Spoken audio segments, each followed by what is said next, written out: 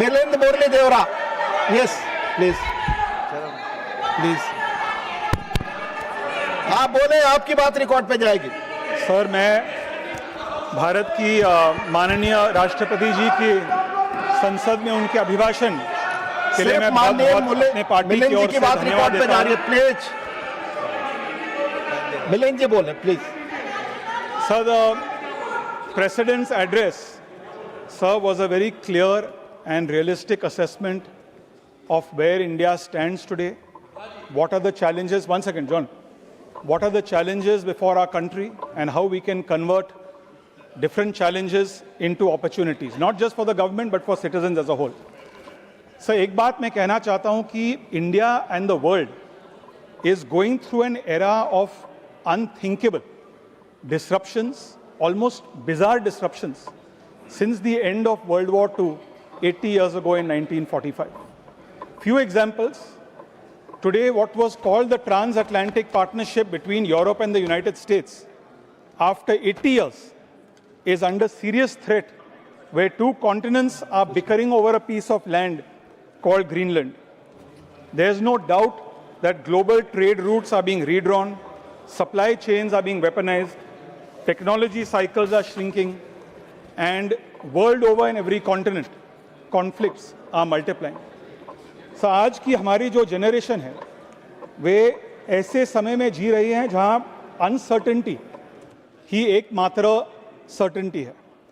आज पूरी दुनिया में लगभग 50 एक्टिव आर्म्ड कॉन्फ्लिक्ट्स हो रहे हैं. ग्लोबल सप्लाई चेन्स पिछले 5 वर्षों से गंभीर रूप से स्ट्रेन्ड है और टेक्नोलॉजी हर 1-2 साल में ट्रेडिशनल इंडस्ट्रीज को डिसरप्ट कर रहे हैं. और इस नए और चुनौतीपूर्ण दौर में केवल वही देश आगे बढ़ेंगे जो अपनी अर्थव्यवस्था को मजबूत करेंगे, जो अपनी सीमाओं को सुरक्षित करेंगे, अपनी सप्लाई चेन्स को आत्मनिर्भर बनाएंगे, नए टेक्नोलॉजीज में लीडरशिप दिखाएंगे और अपने यूथ को एम्पावर करेंगे.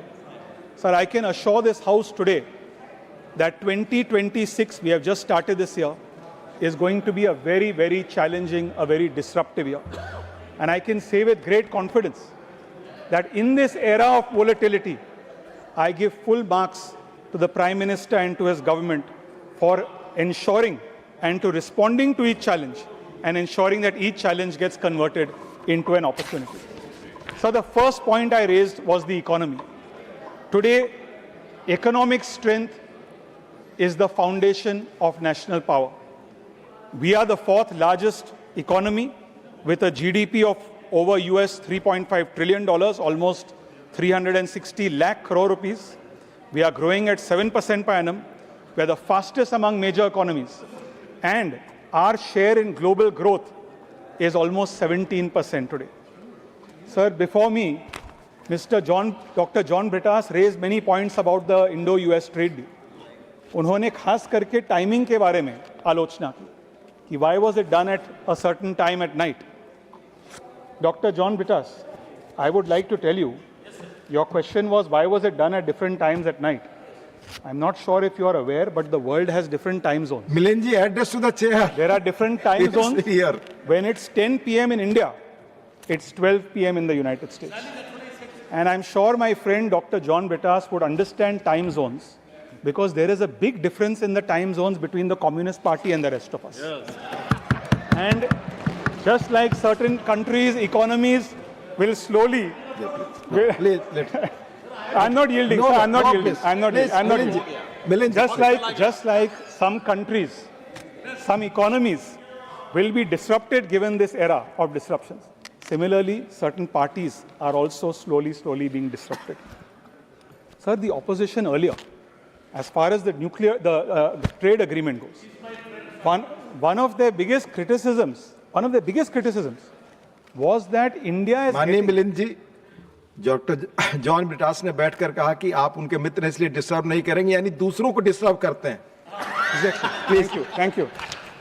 Please. Sir, one of the opposition's biggest criticisms was that the tariffs imposed on India was much higher than tariffs imposed on other countries.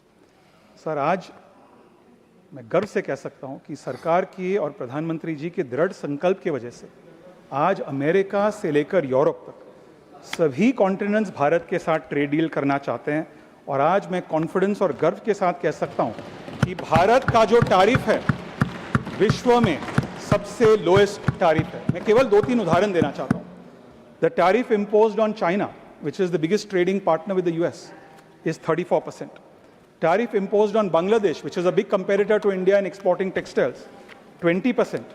Tariff imposed on Vietnam, which is also a big electronics competitor to India, is 20%. Tariff imposed on a country like Indonesia, which is supplying raw materials, is 19%. Aaj, in India, the tariff is only 18%. So, जहाँ तक budget की बात है, जहाँ तक कुछ लोगों ने पहले 2 दिन पहले ही कहा, जो पहले लोगों को कुछ लोगों को सर स्टॉक मार्केट में कोई विश्वास नहीं, they don't talk about the stock market. 2 days suddenly the stock market became very important for them. Why is that? Because India's stock market, because of whatever the perception was around the budget, the stock market fell by less than 2%.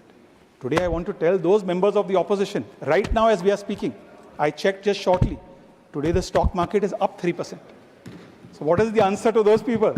Does that mean that they must admit by their own logic that the trade deal with the United States has been a success and is going to benefit India?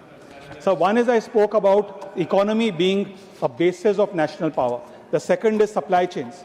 Today 90% of critical minerals from lithium, cobalt, which are used in electric vehicles, mobile phones, they are processed in few countries like China. Global demand for these critical minerals is going to grow by 6 times in the year 2040. Our move to encourage domestic mining and overseas partnerships is a very welcome step and will go a long way towards Atmanirbharta. The third is borders and national security. In this volatile world we live in, economic growth cannot exist without secure borders. Today we have one of the largest armed forces. We have 14 lakh active personnel. Despite the fact that we face complex security challenges across land, sea, air, cyber and space domains. We now have strategic partnerships and defense cooperation agreements with 40 countries, and we are the world's largest defense spender and defense exporter. Sir, हमने देखा है कि पिछले कई सालों में भारत की foreign policy अब आइडियलिज्म के साथ रियलिज्म को भी जोड़ती है और ये कॉन्फिडेंट नेशन की पहचान है। जहाँ तक टेक्नोलॉजी की बात है, the AI mission will also add a lot of growth to our country. So the last point I want to make, if we want to compete in this volatile world, strengthening the hands of our youth is very, very important. All these steps that I've mentioned, strengthening the economy, strengthening supply chains, technology, are going to do this. Sir, one statistic I would like to quote, which I'm sure you will appreciate. Today in the world, China, 40% of China's population is below the age of 35 years. 5% of China's population is below the age of 25 years. In the United States, 40% is below 35, 30% is below 25. Sir, India is the youngest country in the world. 65% of our population is below the age of 35, 40% is below the age of 25. We are adding over 1 crore people to the workforce. So the President's address summarizes this. I'm sure we will move ahead with confidence and strengthen our economy. Thank you. माननीय श्रीमान प्रफुल्ल